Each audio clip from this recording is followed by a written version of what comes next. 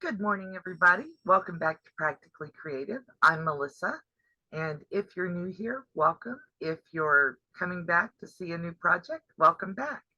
Today, we're going to make something really fun.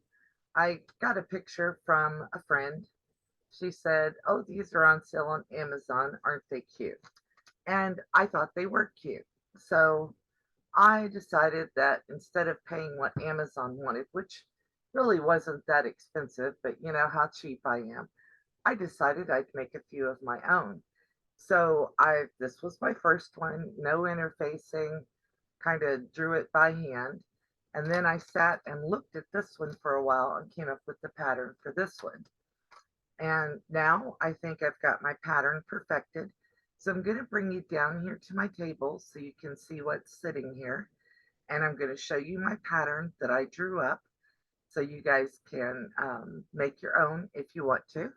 So let me get these out of the way and let me bring you guys down to the table. To make this pattern, you're going to need rotary cutter, scissors, whatever you normally cut with. I'm going to move those out of the way because I've already done that. I am going to be using clips today instead of pins. You will need interfacing. I have mid-weight. Let's see if I can get that out of there so you can read it. I have mid-weight interfacing. It is 931 TD, fusible mid-weight interfacing. Make sure you guys can read that. And I got that at my local Walmart, so shouldn't be hard to access. If you have other weights of interfacing, feel free to use that. I'm liking this mid-weight on here. And then I have two pieces of fabric. I have two pieces at 17 inches by 8.5 inches. And I'm going to use this as my outer fabric. I love those roses. And this green is going to be my inner fabric. I think that is really pretty. The first thing I'm going to do with my fabric is I'm going to apply my fusible interfacing. Now, you can use sew-in interfacing on this if you prefer, but I think that the fusible is good and works well for me. And I'll move my ironing board over here so you guys can see what I'm doing. Here's my piece for my handle. It's 2.5 inches by 6 inches, and I'll show you what I'm using for interfacing in that in just a minute. So I've got this laid down here. Mine requires that you use steam or liquid, and I'm just going to put some flatter on here because it's the only liquid that I have really close right this second. And I like the way it smells. I've got the fig flavor. Oh, so yummy. And then I'm just going to go ahead and apply it to my fabric. And you don't have to spend lots and lots of time on this. You just need it to adhere. And so that's what I'm doing is I'm just moving my iron around and letting it get everything to hold on. And since my little ironing mat is small, I'll move it down. And you'll notice that my interfacing is not quite as wide as my fabric. The piece that I have from Walmart, the whole piece, is 15 inches wide by 3 yards long. I don't really think that I need the interfacing in the seams, so that's fine. And then just because I want to make sure that everything is ironed down and flat, I'm going to give my liner fabric a quick little iron as well. And I'll just do it right on top so that I reinforce the iron down interfacing on the other piece.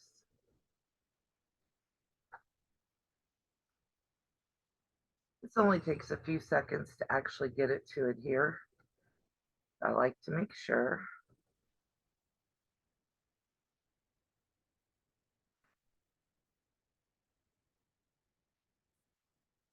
I always check the corners. Okay.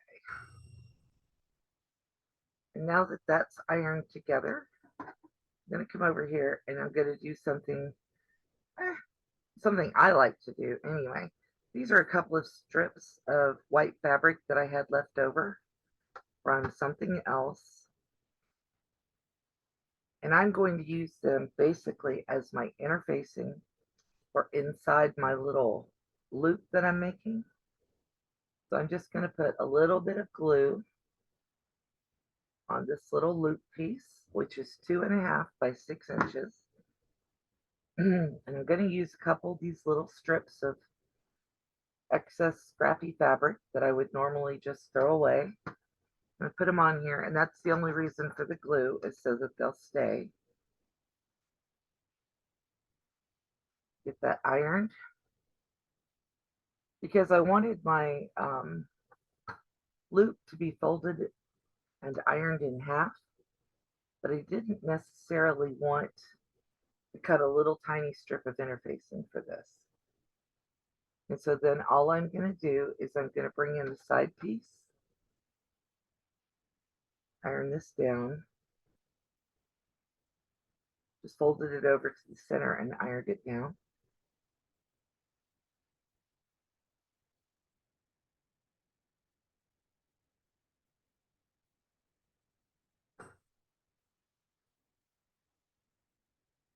And you may notice that this is a piece of Christmas fabric. It is. Trying to get rid of all my Christmas fabric. It's time for all that to be used up or gone. And I'd much prefer to use it than to throw it away or have to donate it. And now that that is ironed down, I'm going to put a couple of clips on it. That's a bobbin, that's not a clip.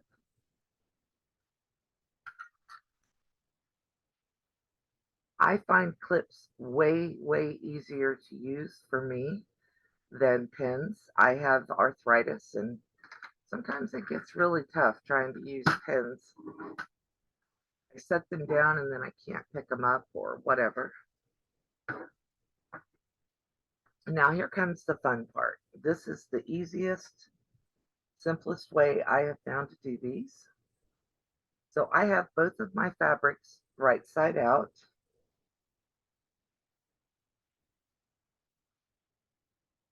And I'm going to fold them so they match.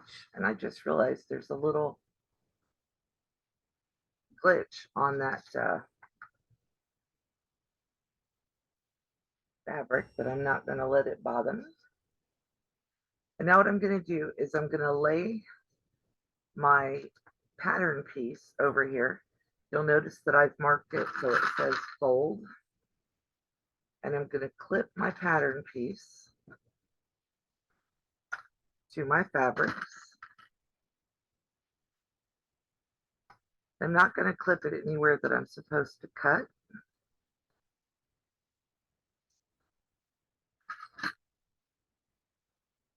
I'm just going to make sure everything stays together.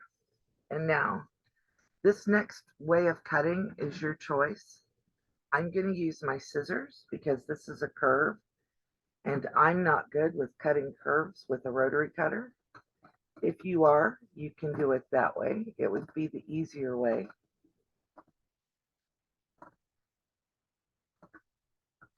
Picture the pattern will be available for you. And if I can figure out how to get the pattern into Google Docs, I'll make it a free download for you. It's insane. They want $10 for 3 of these. And I'm just like, nope, I'm not paying that.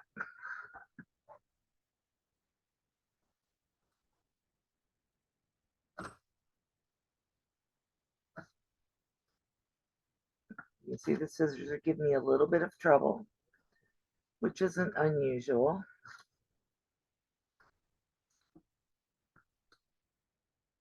That's why I prefer my rotary cutter if I can do it. All right, and you could actually use one of these pieces as your loop if you wanted to, or sew them together. But I'm not going to do that today. I'm just going to put those over out of my way. And then still making sure everything's together.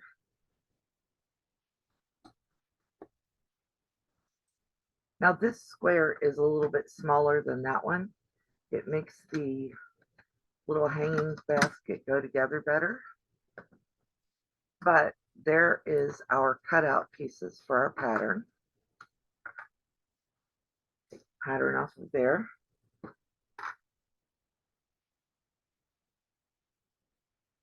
And the reason I cut them together is so that they would match up exactly.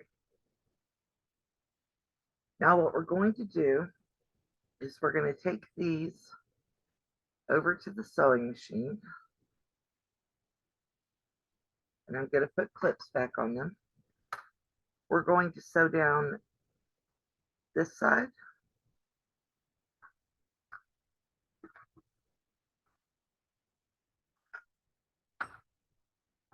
And we're going to sew down this bottom part.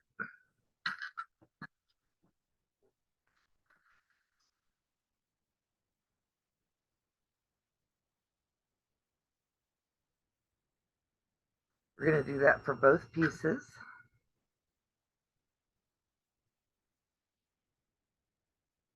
I'm just making sure that my curve lines up along here.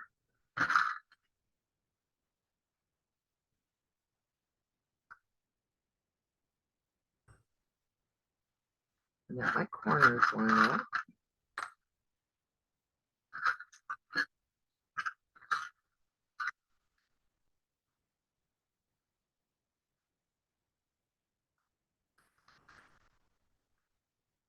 Then I'll make sure that my bottom corners line up.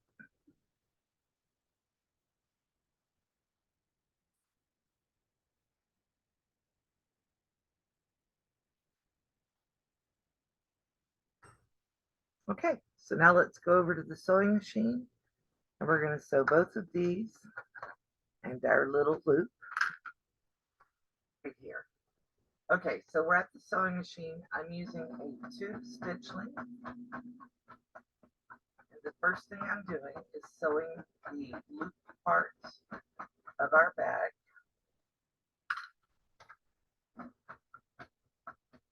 And I'm just doing a top stitch down the open side.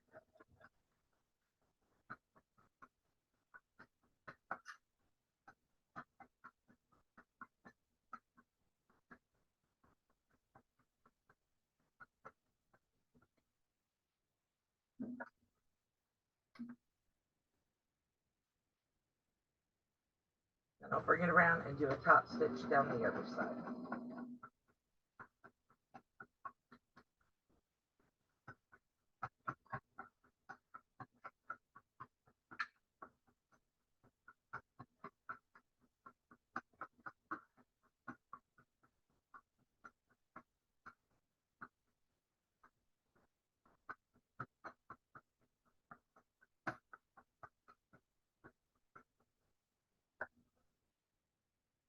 All right, and now I'm not even gonna cut thread there. I'm just gonna go ahead and chain sew. 1/4 inch seam allowance.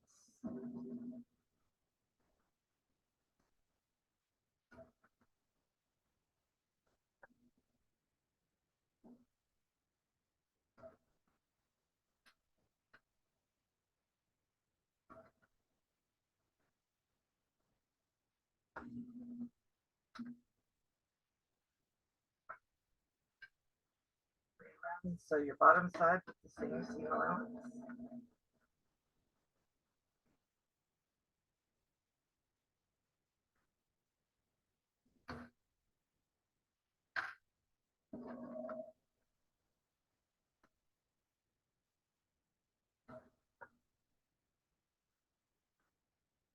And here's where we get really fancy. We're just going to chain stitch onto the next piece.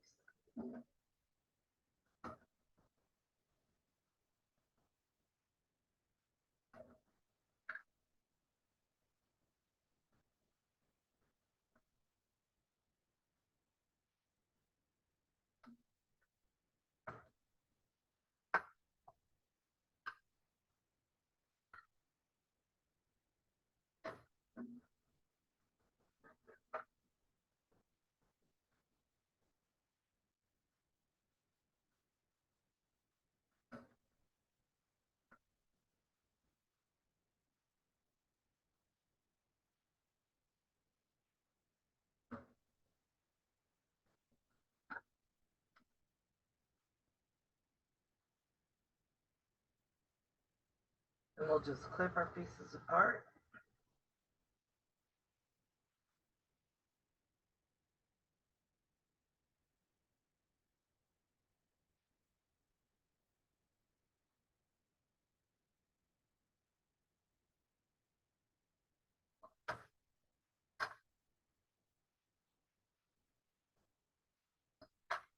Put some threads there. Okay, so now I'm going to do a couple of things. I'm going to finger press this seam open right here.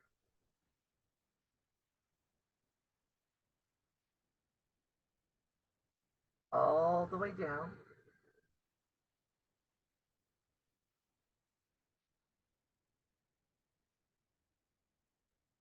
And I'm going to also open this seam up. I can get my fingers to do what I want it to do.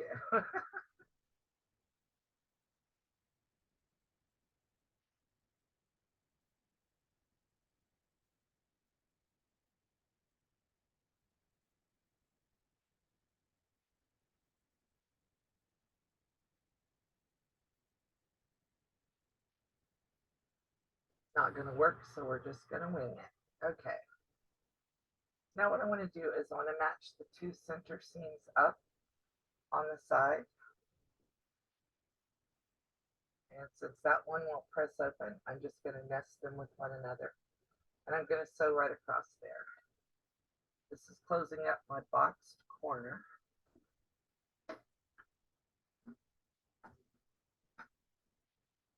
I am giving that one just a little bit of a tug to make sure that it goes where I want it to. And the back stitch, may as well just own the term backspace when it comes to sewing, right? Again, on this side, I'm going to do the same thing. Since this seam didn't want to open up, I'm going to lay it to one side.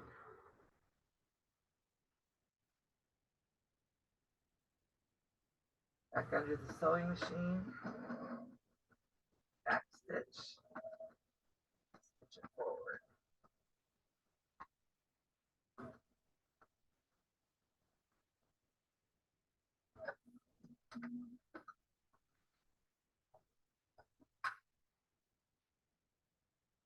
And that is our outer piece done. And here, I'm going to bring up my little loop. I'm going to turn it over and sew it in right there at that seam.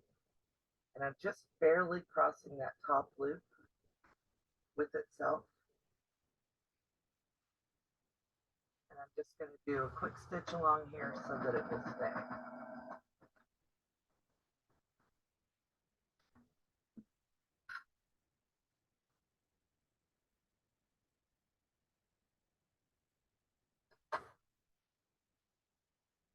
And then on the liner of this, I'm going to do the same thing.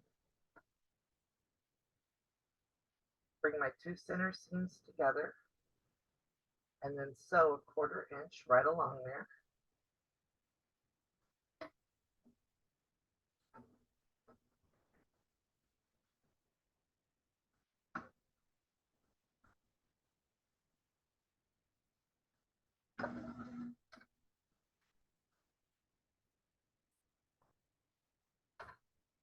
The scissors I'm using are surgical snips. They are available on Amazon. They run anywhere from $10 to $15. I think when I bought mine, they were $7. But they are super handy for anybody who has any issues with their hands because you squeeze them and they pop back open. They're great for bag making. They're great for regular sewing, whatever you want to do. And now that I have this all sewn up, I'm going to go right here on the back of the bag, and I'm going to make myself an opening. I like to sew this all up and then open it. And the little scissors here work great to be able to get in there and open those threads up.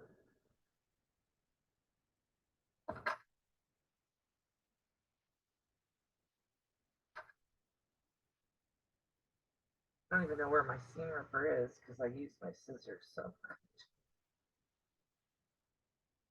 You can leave a gap if you want to, but that always works weird for me on these.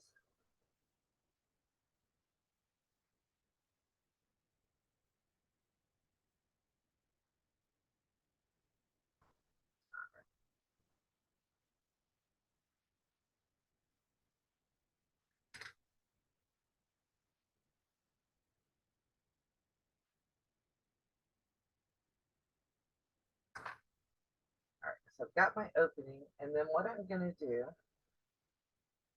is I'm going to turn my outer bag right side out, and I'm going to leave the loop hanging down.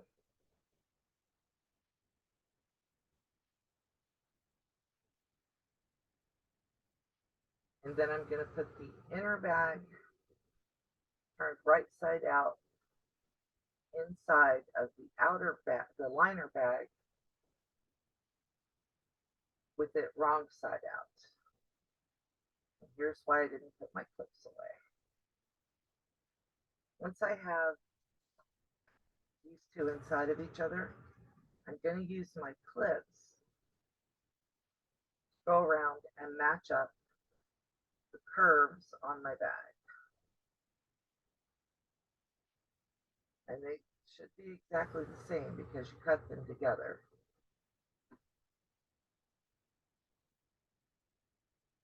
Just putting the clips on.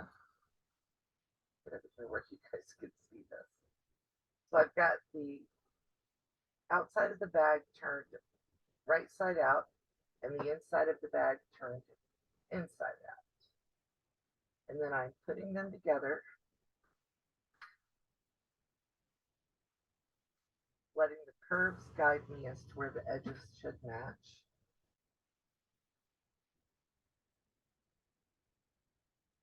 And I'm not worried about any other part of the bag except the curves.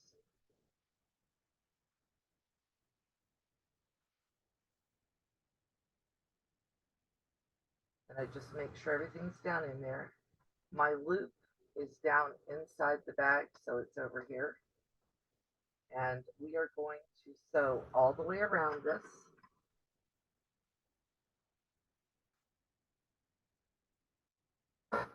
Now what I'm going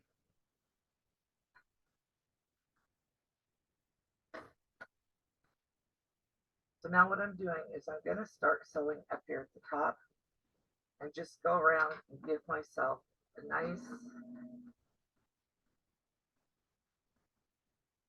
seam. I'm going to follow the edge of the bag. I'm just letting my presser foot guide right along the edge of the bag.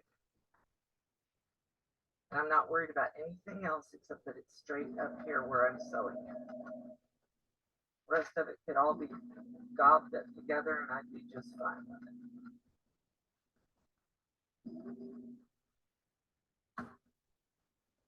I don't know if you can see how I'm pulling it, but I'm making sure it's flat up here at the top.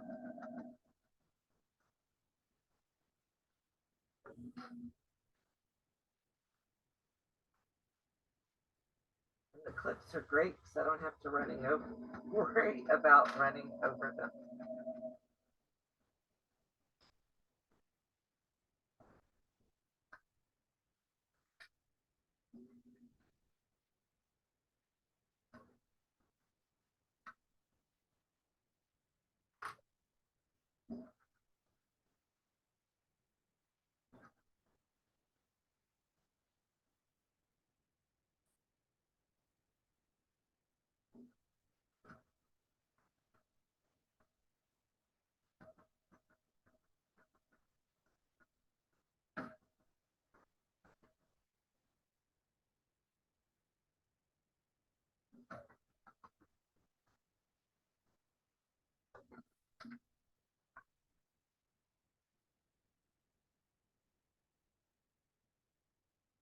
Okay, so now that we've sewn all this, I'm going to take my pinking shears. Just going to go right around, not cutting into my seam.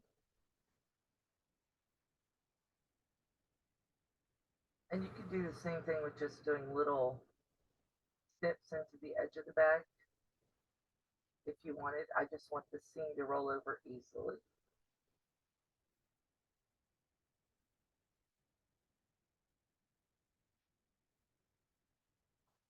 Shears are not letting my bag.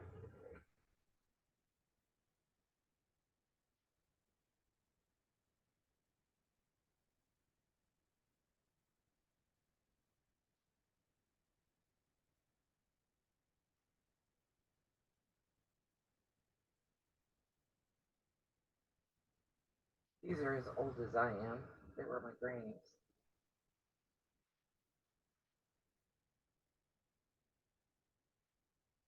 I like to use them.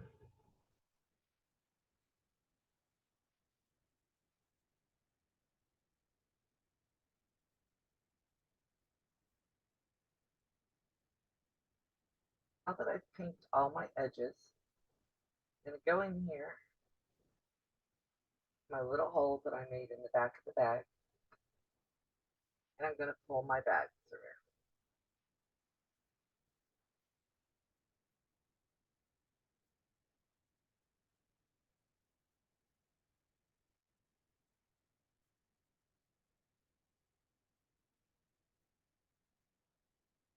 Push out all my little corners.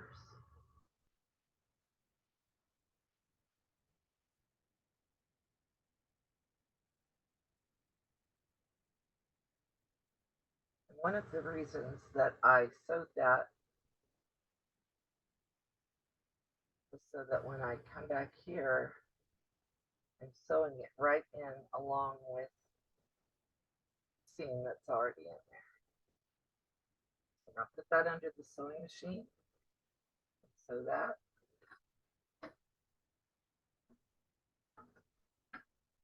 I am back stitching on that.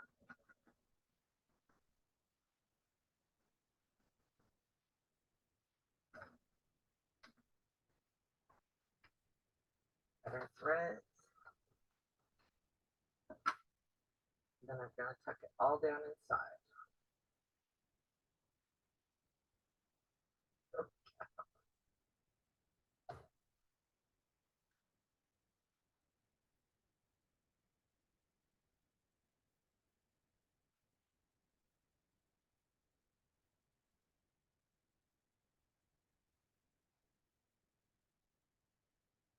Now let's take it over to the iron and give it a little bit of iron.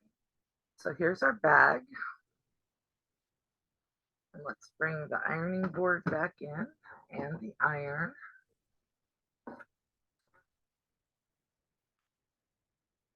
Lay down my little loop and slide my iron inside there. And this one's big enough for my iron to fit inside of. If I wanted to use it for an iron holder, which I don't.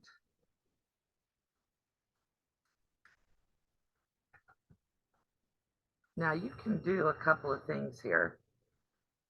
Some of this is automatically putting a little like trimmed edge of that green up around the top. Kind of like the way that looks, so I'm gonna manipulate my fabrics, make that happen on the rest of it.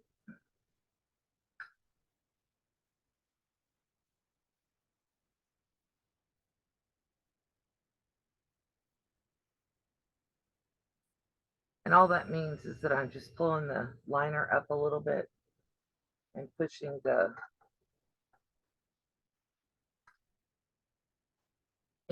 outer fabric down.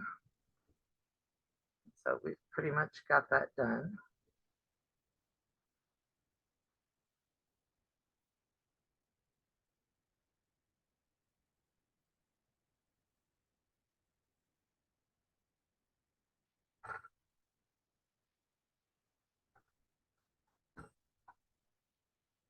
So now you get to decide for yourself if you want to put a top stitch around here or not. I am going to top stitch mine because that'll keep that liner right where I want it. So let me top stitch it and I will be right back. So here we are. This is our last basket we just made. This is the one I had made earlier. It gets taller or shorter depending on how big you make the little squares here for boxing your corners. And this is, of course, the original one. So now I have 3 of these that I can put up on my pegboard or hang up anywhere I like in matching fabrics. And I didn't have to pay Amazon or wait for it to be shipped. I hope you guys enjoyed this video today. If you did, please like the video. And I'd love it if you'd give me a subscribe, a little subscription love there. And ring that bell so that you'll be notified the next time I put up a video. Have a great day. Thank you all.